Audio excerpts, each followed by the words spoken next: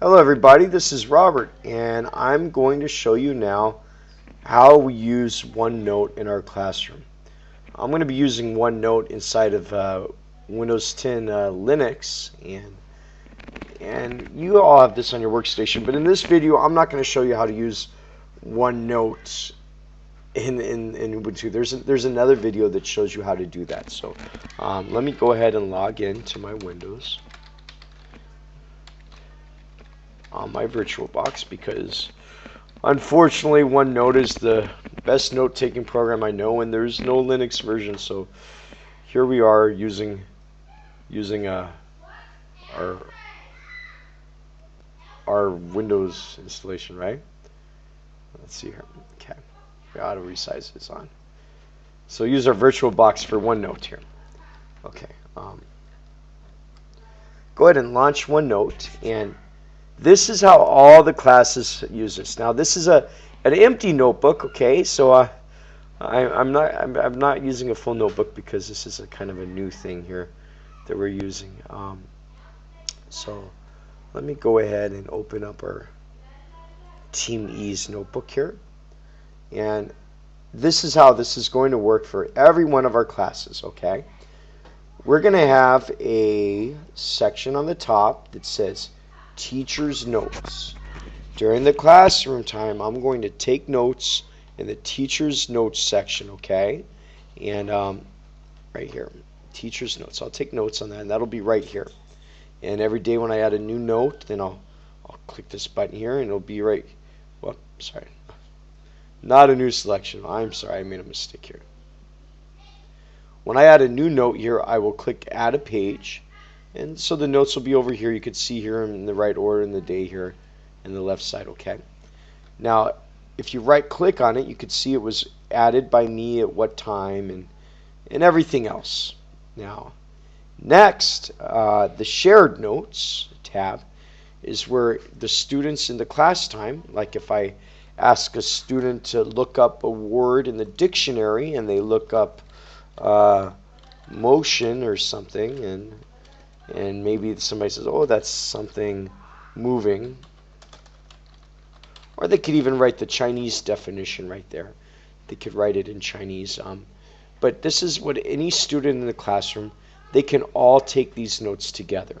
And remember, when you right click on it and you click on sync this notebook now, that means all the notes are synced in on everybody's computer and everybody's notebook. It's the same, okay, because these are shared notes.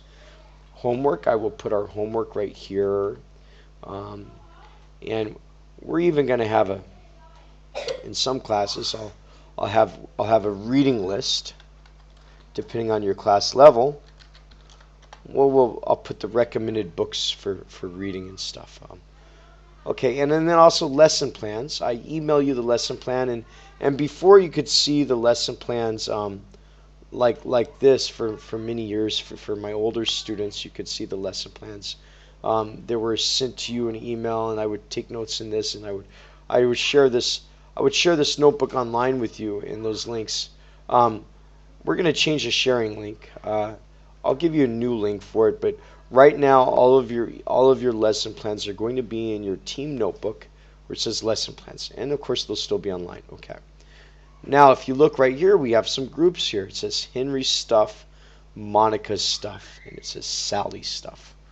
Now every student on their notebook in class can click on that. And if you click back arrow here, you see a little arrow right here, or Monica could click here, and Monica could take notes for today. Like she said, oh, May 16th. She wants to call it May 16th. Whatever she wants to call it. She could say happy day or whatever. And she'd have blah, blah, blah. And then in the next class, she could, up here, she'd say, oh, maybe today will be sad day, right? I don't know. I hope it's not a sad day. But all of her notes will be in her notebook here. And she wants to erase one, she could right click on it and delete, right? And when she goes into Windows 10, the notes will be the same thing because these are all synced with her username and her password from Microsoft. And she has 3 sections. Every student has 3 sections. I'm going to delete that. Well, we're going to erase that for her because I don't want to take her stuff from her notebook or take her free space, right? It's here. So we'll go back here. Every student, Henry stuff, Monica stuff, every student has their own section in the notebook. And in that section, they have Monica notes, where she could take her daily notes, her reading log. In the reading log, I would like them to have maybe you could insert in a table, right? And maybe like this here, we could say maybe we'll insert another row here. We say maybe make this bigger here, right? And let's see here, because you got the full window here. You can see maybe author and maybe title and maybe date and maybe the pages. So maybe author will be who makes a magic tree house? I forgot her name. But Mr. Smith, right? Roald Dahl, maybe, is an example, right? Title: Charlie and the Chocolate Factory. That's a good book. No, there's two of them. And we could have maybe it was 516, right? And maybe she read from page, I don't know, page 1 to 15, right? And you could even let's even add one more. Let's add this for the time, maybe. And maybe we could write 80 minutes. Okay, and I'll explain this to you. This is not for every level, obviously. This is for my higher level classes, but they'll have their own reading log in their notebook and homework log, whatever they have to do for homework. And a lot of times in the parents' meeting, I know the parents want to take notes. So if you want to let your children go and you want to go ahead and write some notes about the class you're watching or meeting, you could take notes right here, and you can see. Every student can see the other student's notebooks.